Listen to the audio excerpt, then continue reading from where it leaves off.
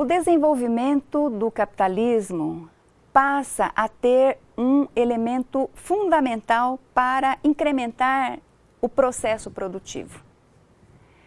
É o apoio da ciência e da tecnologia. Esse momento, no âmbito do desenvolvimento da industrialização, foi um momento no qual o processo produtivo passa por importantes transformações de maneira a incrementar este processo.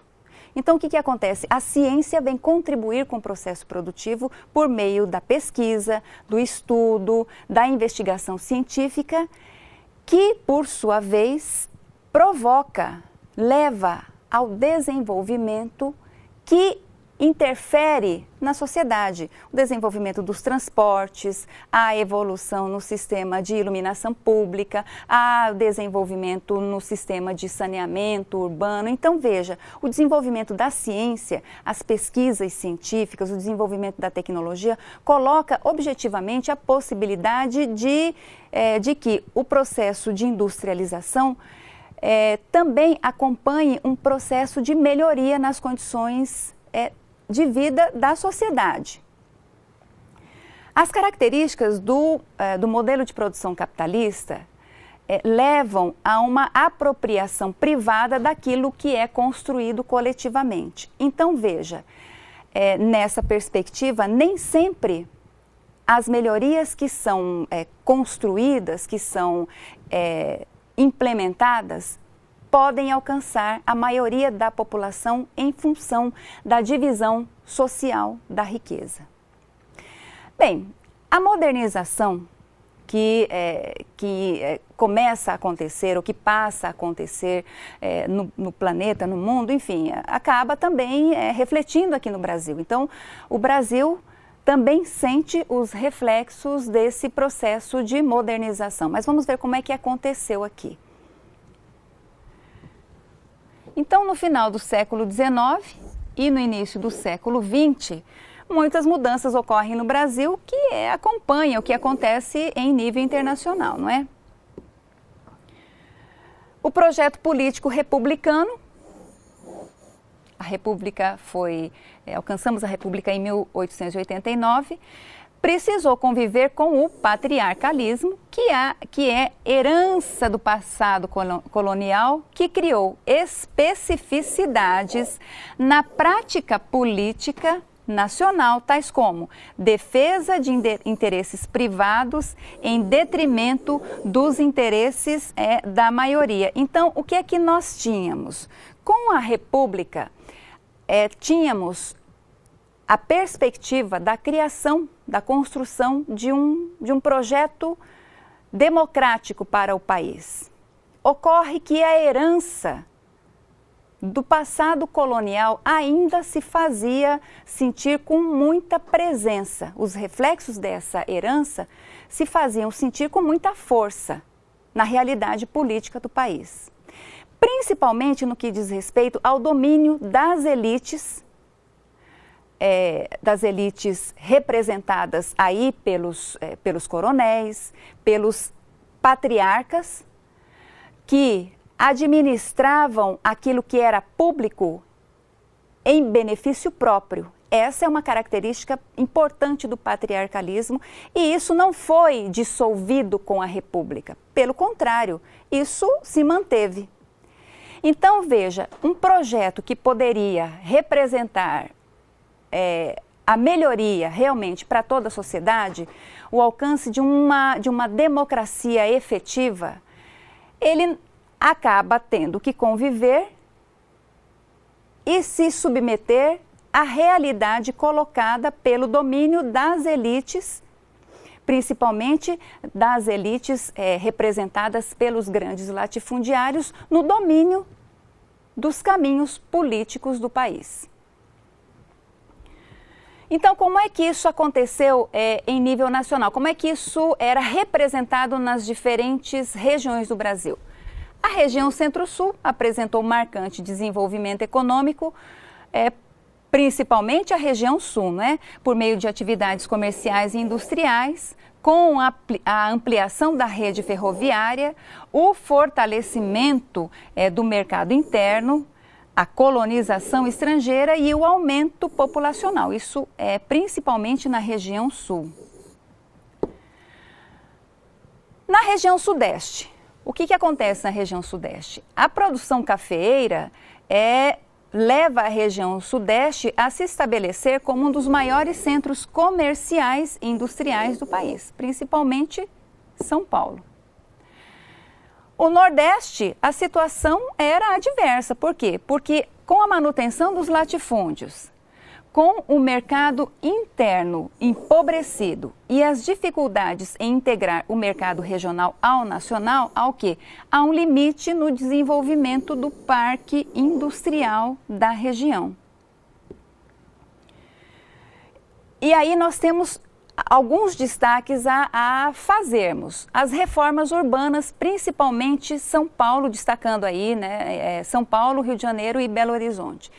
Então, o que acontece? Na virada do século, foi estabelecida uma ordem relativa com o afastamento do quê? Da pobreza das áreas centrais da cidade. Então, os espaços urbanos foram hierarquizados, classificando na cidade aqueles que poderiam usufruir dos seus melhoramentos materiais e aqueles que deveriam suportar suas mazelas. Isso quer dizer o quê? Que veja, com o desenvolvimento proporcionado pela industrialização, os centros urbanos precisam ser reorganizados para poder atender essas demandas, essas necessidades geradas por esse processo de industrialização.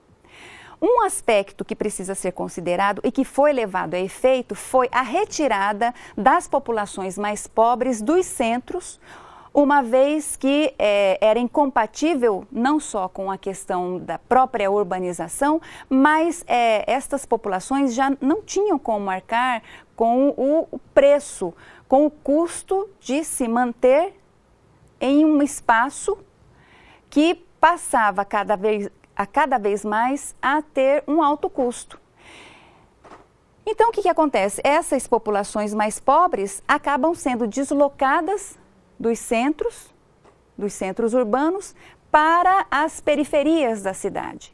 Um exemplo é o que aconteceu em São Paulo. Então, os centros antigos em que havia uma população que residia, enfim, em locais coletivamente, elas são retiradas, seja lá como for, à força ou naturalmente, e elas acabam ocupando espaços distantes do centro, periferias. E nessas periferias, as riquezas que o processo de urbanização decorrente da industrialização provoca não chega até essas pessoas. Então, na verdade, essas pessoas mais pobres são deslocadas para a periferia e nessa periferia, nem sempre, em especial neste momento da história, não tem como acessar as riquezas que são produzidas de forma coletiva. No Rio de Janeiro, nos últimos anos do século, o Rio de Janeiro tinha ruas estreitas, pequenas, sujas, faltava moradia e o transporte urbano era precário. Só que a elite carioca queria tornar o Rio de Janeiro uma referência semelhante à Europa. Aí o que fez? O que a elite carioca levou a fazer? Ergueu uma nova cidade e aí o velho centro foi demolido. Os moradores foram expulsos. Quem eram esses moradores? Eram antigos escravos, eram pessoas de baixa renda e essas pessoas foram expulsos para o subúrbio e os morros. Então, o que acontece? A elite carioca queria transformar o Rio de Janeiro num modelo europeu aqui no Brasil. Só que isso era incompatível com a pobreza e a situação daquelas pessoas que moravam no centro velho. Então, esta cidade, este espaço foi demolido para aí erguer uma nova cidade. Só que aí essas pessoas precisavam ser deslocadas, elas não poderiam permanecer ali. Essas pessoas, então, foram deslocadas para as periferias, para os subúrbios e para os morros. Então, as pessoas de menos condições financeiras, as pessoas pobres, eram expulsos desses espaços e, não encontrando outros espaços para residirem, acabam se acomodando nos subúrbios e nos morros. Belo Horizonte, uma cidade planejada. Belo Horizonte foi uma das primeiras cidades planejadas no Brasil, ou do Brasil, não é? A construção de Belo Horizonte ocorreu em 1895 e terminada em 1897. Então, iniciou em 1895 e a área para a construção da cidade foi o povoado, era um povoado chamado Belo Horizonte e foi selecionado por ser um local próximo ao centro da província. Por ser um local próximo ao centro da província. Para embelezar o centro da cidade, foi construído um bulevar, que era uma via de trânsito larga, com muitas pistas divididas nos dois sentidos, mas esse bulevar tinha uma finalidade, além dessa, óbvio, que era separar o centro da cidade da periferia. Os moradores do centro do Arraial, que anteriormente residiam ali no centro do Arraial, foram transferidos para outro local e aí não tiveram mais condições de voltar a residir no centro, em função principalmente da especulação imobiliária. Então, o que é que nós temos? Que as cidades foram se constituindo ao sabor do desenvolvimento do capitalismo industrial, impulsionadas pelas transformações decorrentes do crescimento científico. Porém, aí o aspecto importante a ser destacado em relação à ocupação e desocupação dos espaços urbanos. Ou seja, há um processo natural de expulsão das pessoas mais pobres aí que residiam nos centros para as periferias, uma vez que os centros urbanos passavam por transformações importantes, no sentido de implementar a modernização, dar uma outra configuração para a cidade, modernizar as cidades, tornar as cidades com um aspecto mais bonito, mais evoluído. Tanto é que o Rio de Janeiro, como você viu, a elite do Rio de Janeiro queria transformar o Rio de Janeiro numa referência europeia, uma referência daquilo que acontecia nos países europeus. E quem é que pagou o preço disso? Foram as populações menos favorecidas. Então, o que é que nós temos? Em que pese o fato da importância do desenvolvimento da industrialização ou a importância do desenvolvimento provocado pela industrialização, quando nós fazemos a análise da forma de organização do modelo de produção capitalista, nós observamos que as classes menos favorecidas acabam sendo expropriadas daquilo que é produzido como riqueza coletivamente.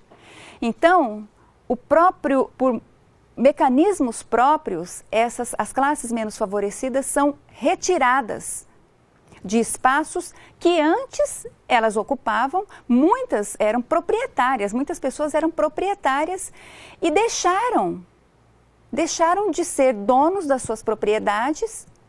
Por quê? Porque o sistema cria formas legais para fazer isso.